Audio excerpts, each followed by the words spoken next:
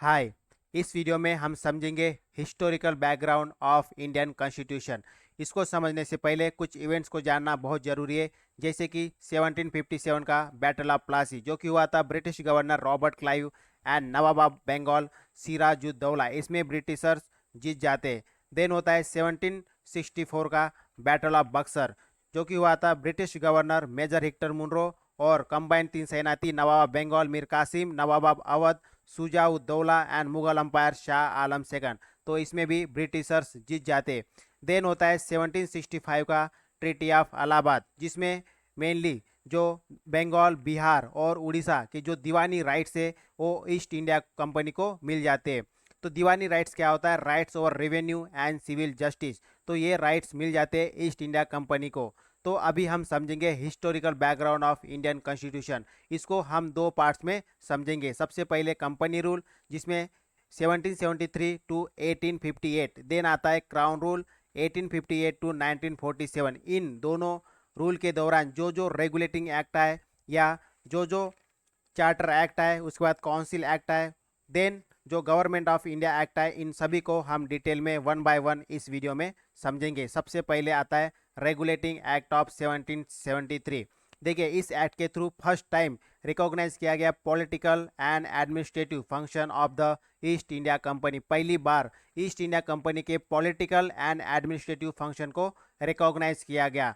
Then एक central administration बनाने की बात की गई, जैसे कि जो गवर्नर ऑफ बंगाल था उसका नाम चेंज करके बनाया गया governor general of Bengal. Okay, तो इसको 4 मेंबर दिए गए जो कि इसकी एग्जीक्यूटिव काउंसिल होगी जो इनको असिस्ट करेगी। और ऐसे जो पहले गवर्नर जनरल ऑफ बंगाल बने वो थे वारेन हेस्टिंग। तो वारेन हेस्टिंग को first governor general of Bengal बनाया गया। देन जो बॉम्बे एंड मद्रास था, इनको सबऑर्डिनेट बनाया गया बंगाल का। और इसी से हमें समझ में आ रहा है कि किस तरह से एक सेंट्रल एडमिनिस्ट्रेशन बनाने की बात हो रही है। देन 1774 में क्या होता है? कलकत्ता के अंदर सुप्रीम कोर्ट की स्थापना होती है, जिसमें एक चीफ जस्टिस और 3 अदर जज होते हैं। देन जो ईस्ट इंडिया कंपनी के जो सर्वेंट होते हैं उनको प्रोहिबिट किया जाता है for the private train, then brief और कुछ भी प्रेजेंट लेने के लिए। देन एक कोर्ट ऑफ डायरेक्टर होती है ईस्ट इंडिया कंपनी का। ओके, कोर्ट ऑफ डायरेक्टर उसको बोला जाता है कि वो रिपोर्ट करेगा ब्रिटिश पार्लियामेंट को रेवेन्यू, सिविल और मिलिट्री मैटर्स को। ओके, तो ये था mainly the regulating act of 1773।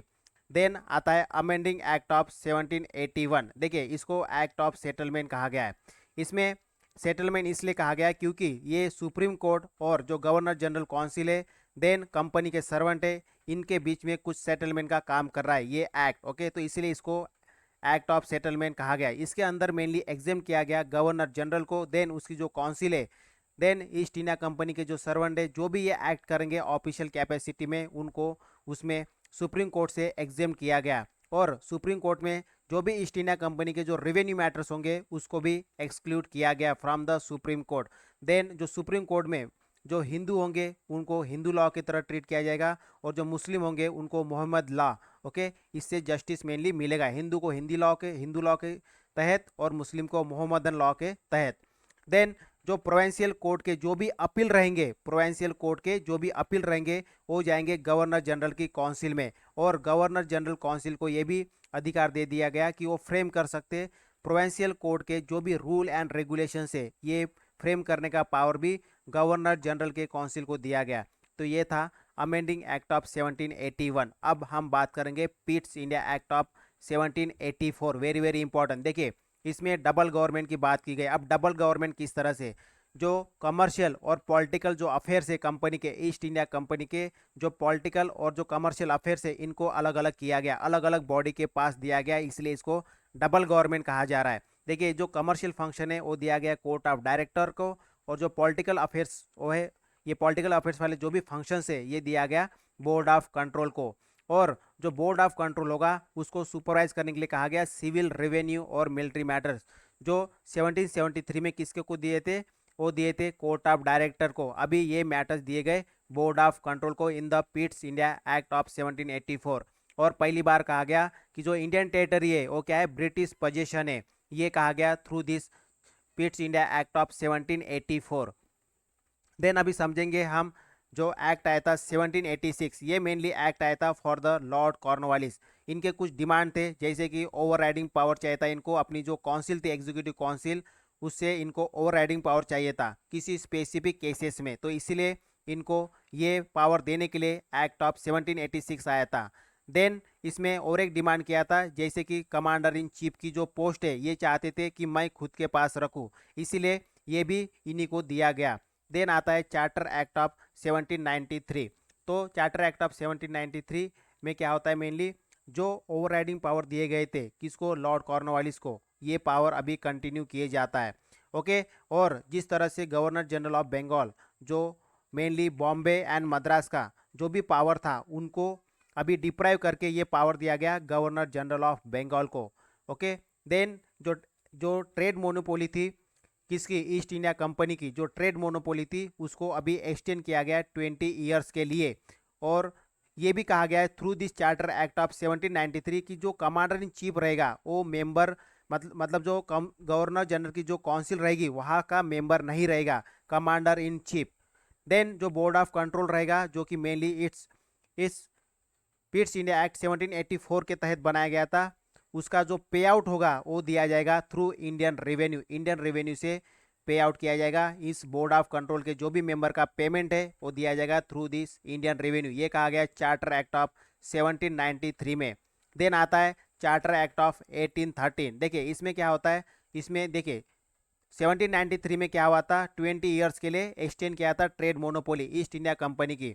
अब इसमें क्या होता है, जो ट्रेड मोनोपोली होती है ईस्ट इंडिया कंपनी की उसको एबॉलिश किया जाता है, और सिर्फ उसकी जो ट्रेड मोनोपोली होती है ईस्ट इंडिया कंपनी की वो कंटिन्यू किया जाता है with tea and China. Okay, trade with China and trade of tea only. Then जो British sovereignty of British crown ये बोला गया through this charter act of 1830। तो यहाँ पे जो क्रिश्चियन मिशनरीज थे और वेस्टर्न एजुकेशन को बढ़ावा देने के लिए लोगों को प्रेरित किया गया, यूरोपियंस को और क्रिश्चियन मिशनरीज को अलाउ किया गया, ओके, उनके धर्म को स्प्रेड करने के लिए। ये आया through this charter act of 1830। Then जो लोकल गवर्नमेंट थे उनको ये पावर दिया गया कि वो इम्पोज कर सकते टैक्सेस।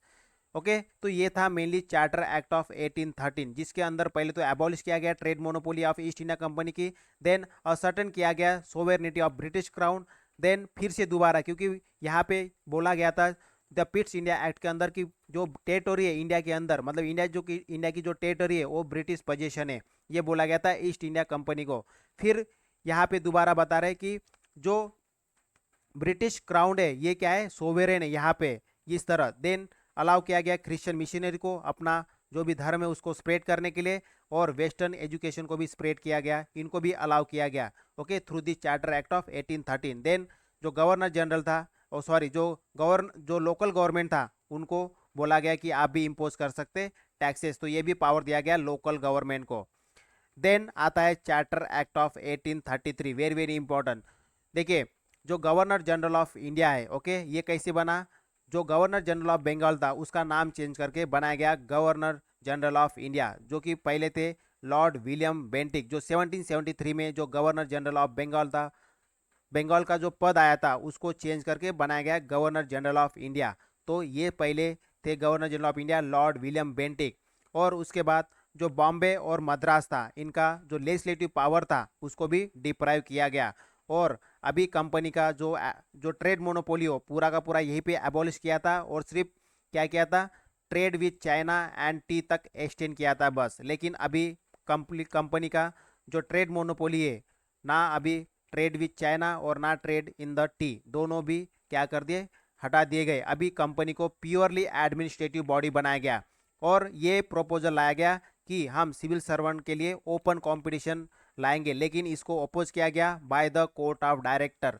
जो कंपनी के कोर्ट ऑफ डायरेक्टर थे उन्होंने अपोज किया कि नहीं, जो सिविल सर्वेंट है उनकी भर्ती हम करेंगे, ओपन कंपटीशन थ्रू नहीं किया जाएगा। ये लाया गया था 1833 के अंदर, लेकिन इसको अपोज किया गया।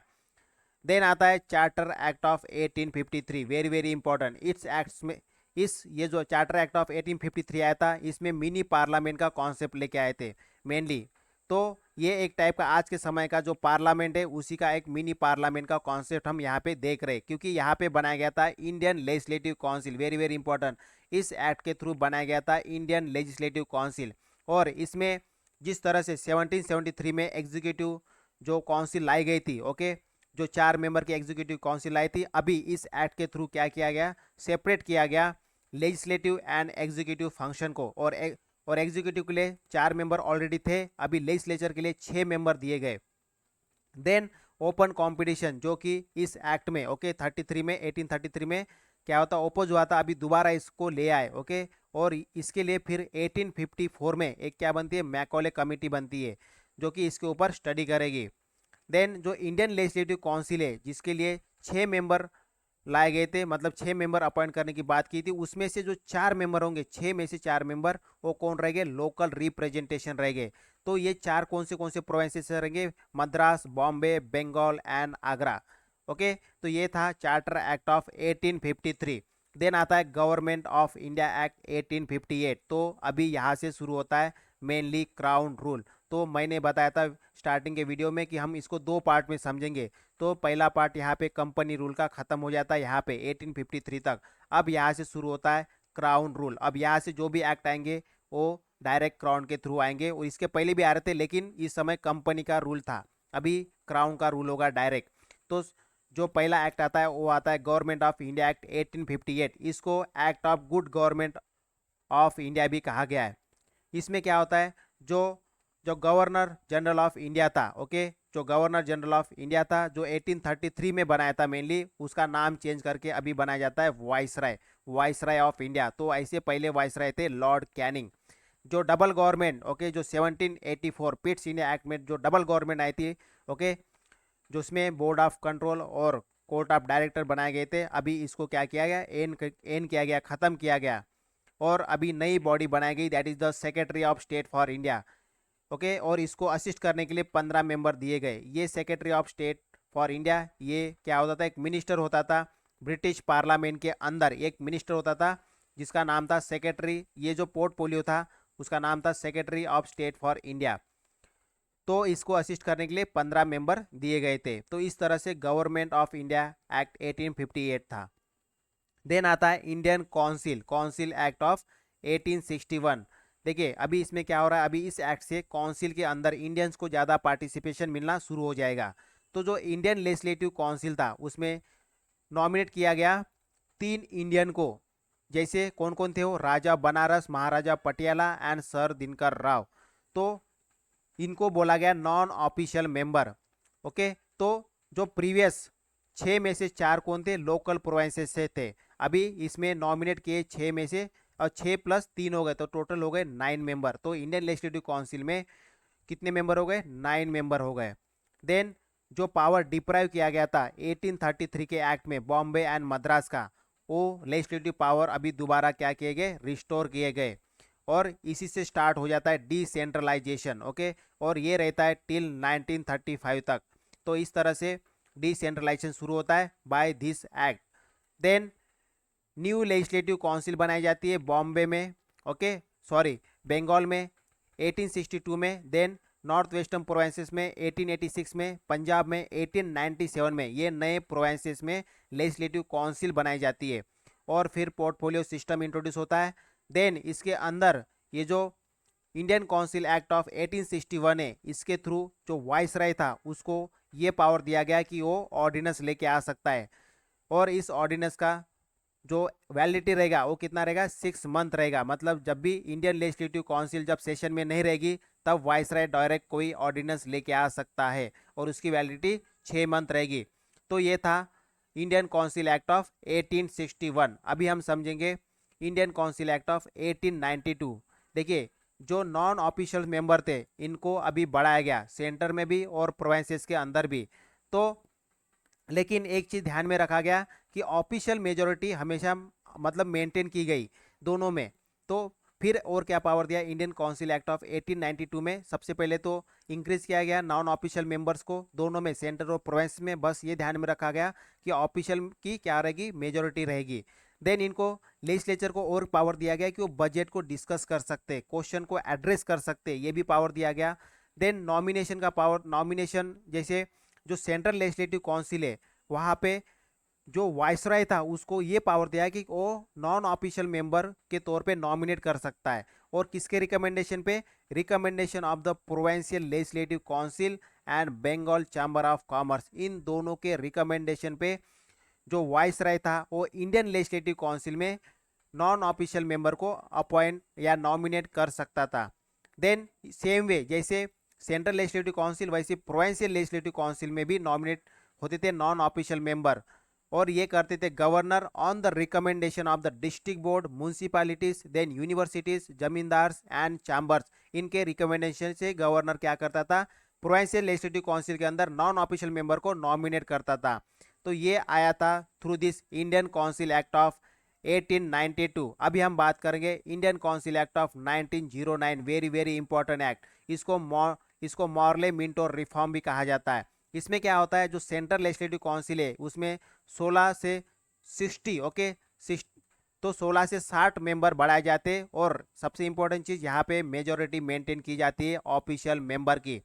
देन जो प्रोविंशियल लेजिस्लेटिव काउंसिल है वहाँ पे भी इंक्रीज किया जाता है अलग अलग प्रोविंशियल काउंसिल में, ओके। बट वहाँ पे क्या होता है, जो नॉन ऑफिशियल मेंबर है उनको उनकी मेजोरिटी को अलाउ किया जाता है, और जो सेंट्रल लेजिस्लेटिव काउंसिल है और प्रोविंशियल लेजिस्लेटिव काउंसिल है उनको ये पावर दिया जाता है कि वो सप्लीमेंट्री क्वेश्चन भी पूछ सकते हैं और बजट के ऊपर रिजोल्यूशन भी मूव कर सकते हैं। ये पावर दिया गया through this Indian council act of 1909।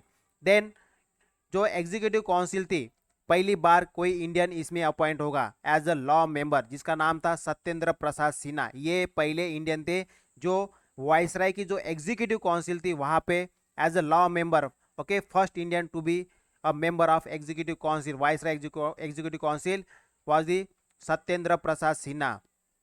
Then through this act communal representation आता है for the Muslim. Then separate representation आता है presidency corporation chamber of commerce के लिए, देन यूनिवर्सिटीज एंड जमींदार्स के लिए। ये इस एक्ट में होता है mainly Indian council act of 1909 में। देन आता है गवर्नमेंट ऑफ इंडिया एक्ट 1919। देखिए इसमें क्या होता है, इसको पहले तो मॉन्टेगू चेल्मसफोर्ड रिफॉर्म कहा जाता है।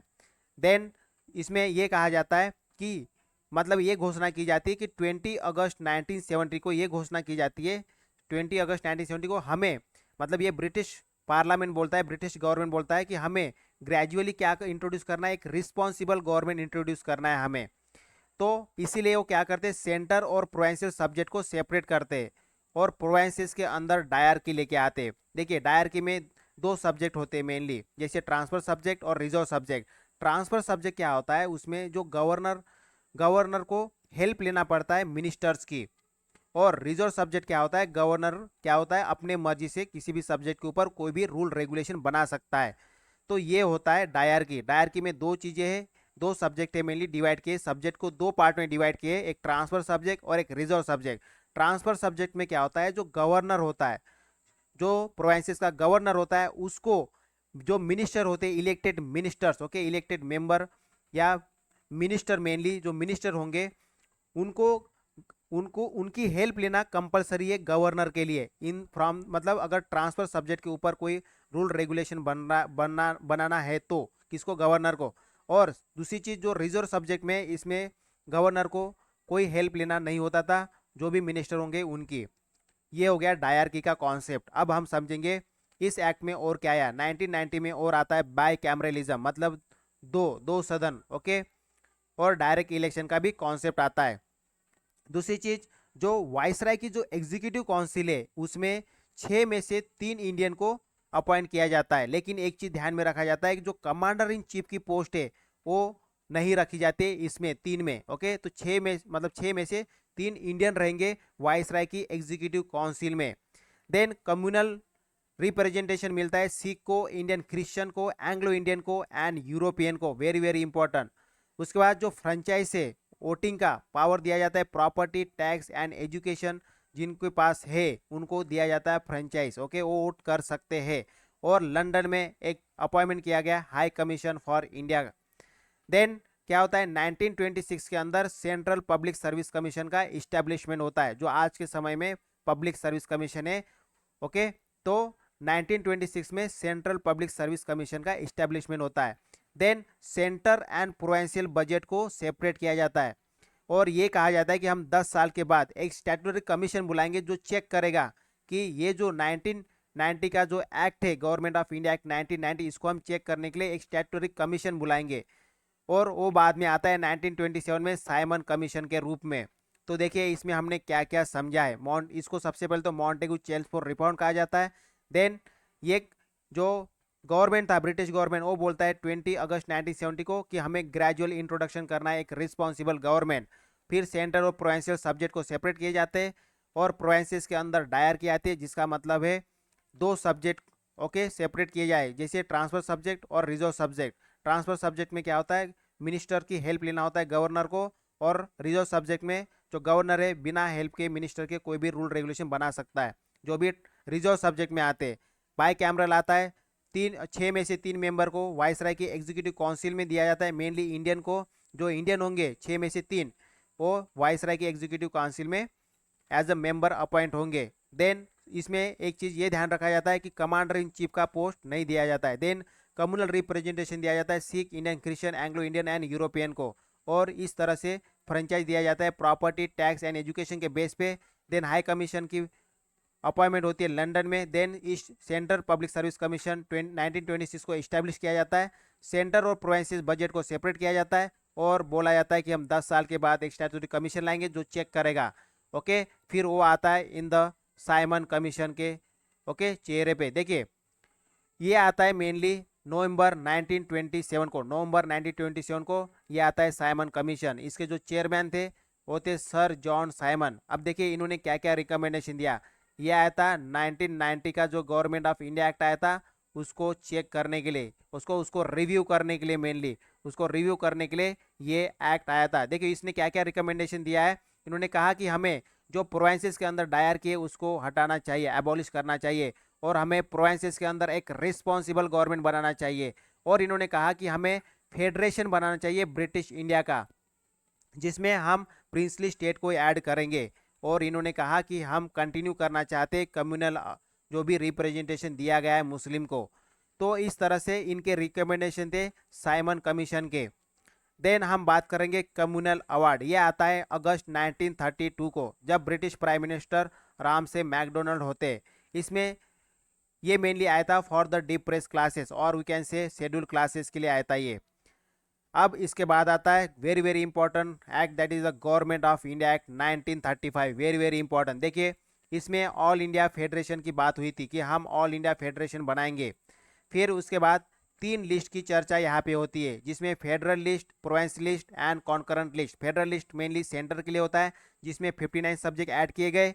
प्रोविंशियल लिस्ट में ये प्रोविंसेस के लिए है, इसमें 54 सब्जेक्ट ऐड किए गए। कॉन्करेंट लिस्ट वो लिस्ट होती है जिसमें फेडरल एंड प्रोविंसेस दोनों इन इस सब्जेक्ट के ऊपर कानून बना सकते, जिसमें 36 सब्जेक्ट रखे गए। और जो प्रोविंसेस के अंदर जो दायर की आई थी उसको एबॉलिश किया गया, क्योंकि ये रिकमेंडेशन था किसका, इसका ओके जो साइमन कमीशन आया था उसका रिकमेंडेशन था ये। देन ये बोला गया कि हम सेंटर में डायरकी को एडॉप्ट करेंगे, जो कि कभी हुआ नहीं। फिर बाय कैमरलिज्म आया प्रोविंसेस के अंदर, मतलब जो 11 में से जो 6 प्रोविंसेस थे वहाँ पे हम बाय कैमरलिज्म लाएंगे ओके। और लाए उन्होंने बंगाल में बॉम्बे, मद्रास, बिहार, आसाम एंड यूपी। देखिए Bengal, Bombay, Madras, Bihar, Assam and UP. Then जो फ्रेंचाइज दिए गए थे प्रॉपर्टी टैक्स और किस पे, एजुकेशन पे बेस पे, उसको एक्सटेंड किया गया 10% पॉपुलेशन के बेस पे ओके, मतलब 10% पॉपुलेशन पे और एक्सटेंड किया गया। और इस्टेब्लिश किया गया reserve bank of India okay. Then federal public service commission, joint public service commission. Then establish किया गया federal court, very very important okay, in the year 1937। Then after this 1935 act के बाद आता है गवर्नमेंट ऑफ इंडिया एक्ट 1947। तो हमने समझा 1935 में क्या क्या होता है। सबसे पहले तो इंडियन फेडरेशन की बात की जाती है इस्टेब्लिशमेंट करने के लिए। देन 3 लिस्ट आते हैं, उसके बाद डायरकी को हटा दिए जाते हैं प्रोविंसेस के और बोलते सेंटर में लाएंगे। फिर बाई कैमरल आता है 11 में से 6 प्रोविंसेस के अंदर, जिसमें बंगाल, बॉम्बे, मद्रास, बिहार, आसाम और यूपी होता है। देन फ्रेंचाइज को एक्सटेंड किया जाता है 10% पॉपुलेशन पे। Then reserve bank of India और federal public service commission, joint public service commission और फेडरल कोर्ट ओके, ये इस्टेब्लिश किया जाता है। अब हम समझेंगे इंडियन इंडिपेंडेंट एक्ट ऑफ 1947। देखिए क्या होता है, 20 फरवरी 1947 को, ओके 20 फरवरी 1947 को डिक्लेरेशन आता है। जो पीएम थे ब्रिटिश के, क्लेमन एटली, ये बोलते हैं कि हम ब्रिटिश रूल को एंड कर देंगे बाय 30 जून 1948 तक, ओके। फिर क्या आता है 3 जून 1947 को माउंट बैटन प्लान आता है। और अभी यहाँ पे हम मेनली जो इंडियन इंडिपेंडेंट एक्ट 1947 के अंदर जो प्रोविजंस थे इसको अभी हम समझेंगे। देखिए, पहला है कि 15 अगस्त मतलब 15 अगस्त 1947 को ब्रिटिश रूल एंड हो जाएगा, ख़त्म हो जाएगा, ये बोला गया। पार्टीशन होगा इंडिया का और 2 डोमेन बनेंगे, एक पाकिस्तान एक इंडिया। देन एबॉलिश किया गया वाइसराय के ऑफिस को, और जो कॉन्स्टिट्यूशन असेंबली थी उसी को लेजिस्लेटिव बॉडी बनाया गया टिल नया कॉन्स्टिट्यूशन बन नहीं जाता है तो तक, ओके। एबॉलिश किया सेक्रेटरी ऑफ स्टेट के जो अपॉइंटमेंट थी, जो ओके ब्रिटिश पार्लियामेंट के अंदर जो सेक्रेटरी ऑफ स्टेट था उसकी अपॉइंटमेंट को भी एबॉलिश किया गया। जो ब्रिटिश पैरामाउंट थी मेनली प्रिंसली स्टेट और ट्राइबल्स एरिया में, उसको भी लैप्स किया गया। देन जो प्रिंसली स्टेट थे, इंडियन प्रिंसली स्टेट थे, उनको 2 ऑप्शन दिया गया, either they can join the domain और they can remain independent, okay. दोनों में से किसी एक डोमेन ज्वाइन कर सकते, आइदर इंडिया और पाकिस्तान, और क्या इंडिपेंडेंट रह सकते हैं। देन जो गवर्नमेंट ऑफ इंडिया एक्ट 1935 था वो कंटिन्यू रहेगा टिल न्यू कॉन्स्टिट्यूशन, जब तक नया कॉन्स्टिट्यूशन बन नहीं जाता तब तक। देन डिप्राइव किया गया, जो भी ब्रिटिश मोनार्क के पास वीटो पावर था वो हटा दिया गया, और emperor of India from kick ये भी टाइटल था, इसको भी ड्रॉप किया गया। उसके बाद जो सेक्रेटरी ऑफ स्टेट था, उसके बाद जो जो पावर थे उसको डिसकंटिन्यू किया गया, जैसे कि appointment to the civil service and reservation of post, ये सभी हटा दिए गए, okay, from the secretary of state. तो ये था mainly the Indian independent act 1947, very very important. Then हम फ्री इंडिया के कैबिनेट मिनिस्टर्स के बारे में जान लेते हैं, ओके।